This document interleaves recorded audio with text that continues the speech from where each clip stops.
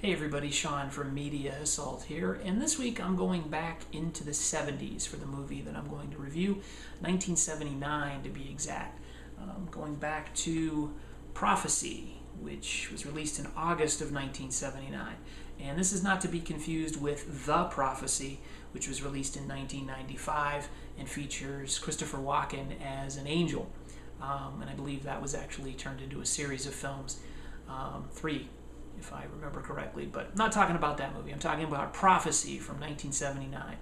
And this is a movie that, on paper, should be pretty impressive if you look at the credits of the people that are associated with it. It was directed by John Frankenheimer, who was responsible for some really some classic movies.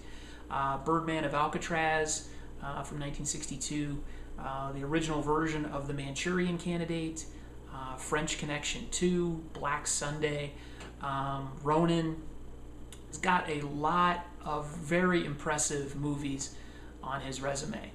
The script was written by a man named David Seltzer, who wrote a little movie that you may have heard of called The Omen. So you've got great director, great screenwriter, put them together, and you should have a really impressive movie, right? Well, maybe. I'll get to why that's not the case, and I think it's exactly because these two guys are involved that this movie is not what it could be. But we'll talk about the story of Prophecy.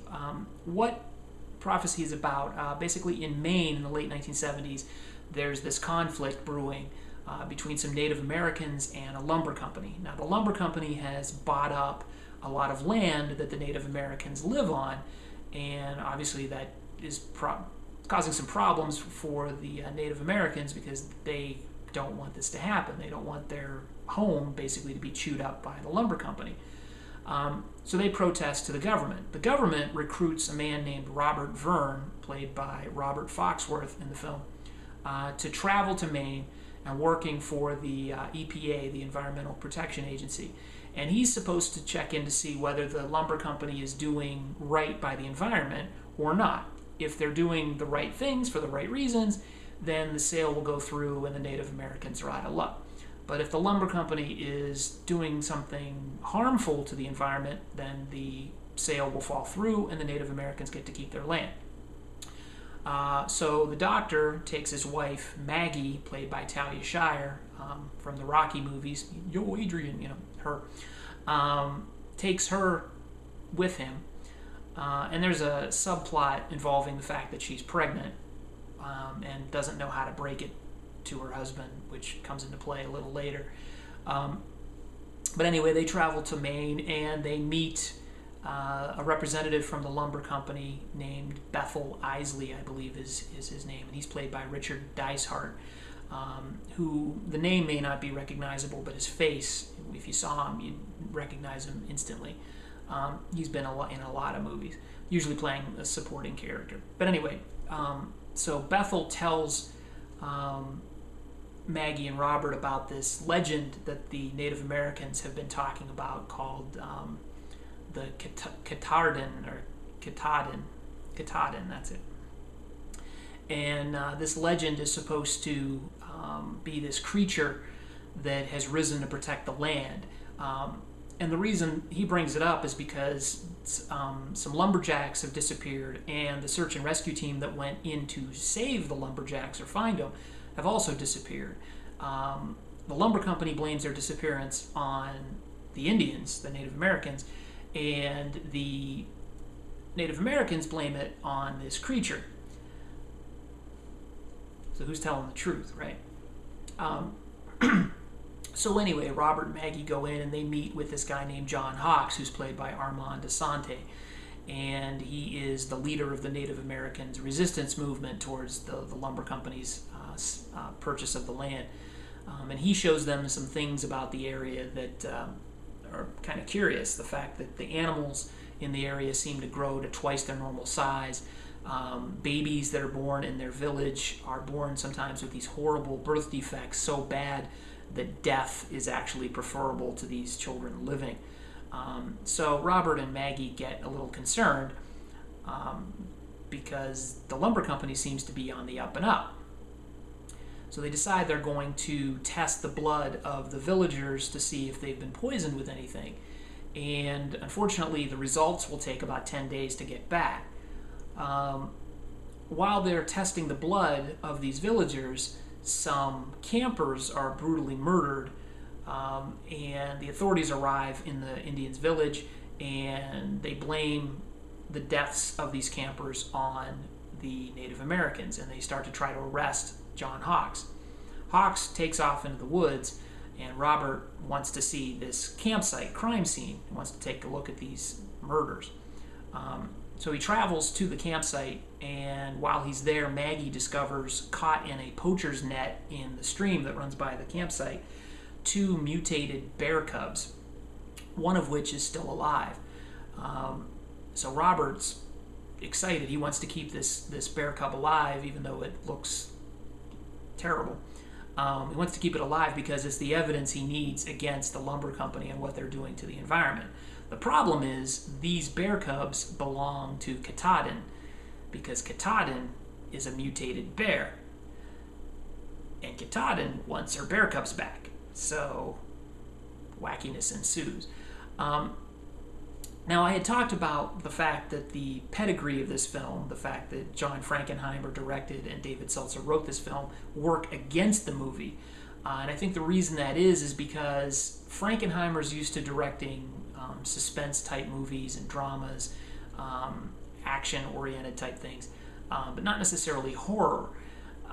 The horror scenes in this film, of which there are few, so they should be really kick-ass, right? They're lame. They're poorly paced. They're heavily edited. This movie was rated PG back before there was PG-13, and it's pretty violent for a PG-rated film.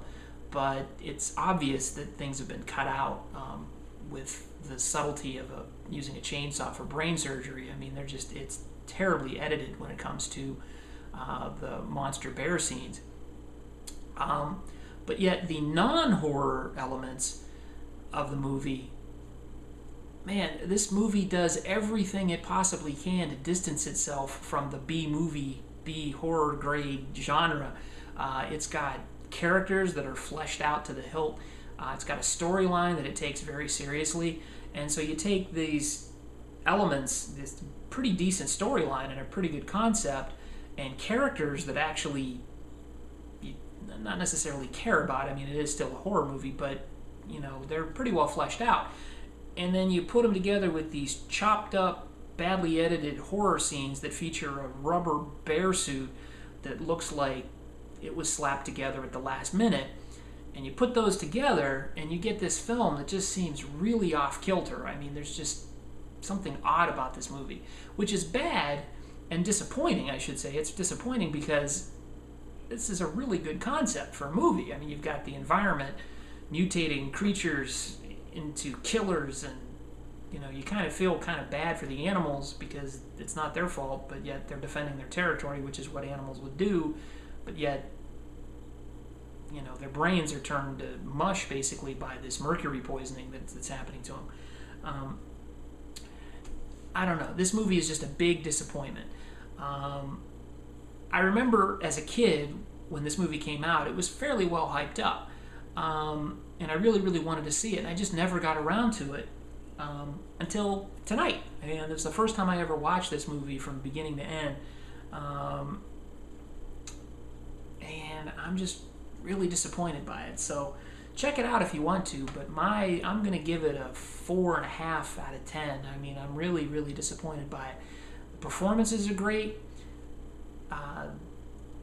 The directing in the non-horror scenes is really good. The concept is great. It's just the execution is just really kind of a big letdown. So if you're curious about the concept or see why it went bad, definitely check it out. But if you're just looking for something good to watch as a horror film, this is definitely not a classic and not worth picking up. One cute little piece of trivia that that I came across while researching this film is that the bear is actually played by a man named Kevin Peter Hall. And you may not know him, but you definitely would you definitely would know some of the characters he's played on film in other movies. A little movie called Predator. He played the Predator. And a movie called Harry and the Hendersons. He played Harry, the Bigfoot, the Sasquatch character. So he's a big, tall guy, 6'5", but he is the one who actually plays the mutated bear in Prophecy. So that's it for this review. So big disappointment for me personally, and would be disappointing for you as well. Prophecy, 4.5 out of 10. But feel free to check out my other reviews here on YouTube on the Media Assault channel, and stay tuned for more reviews in the future. Thanks for watching. Peace.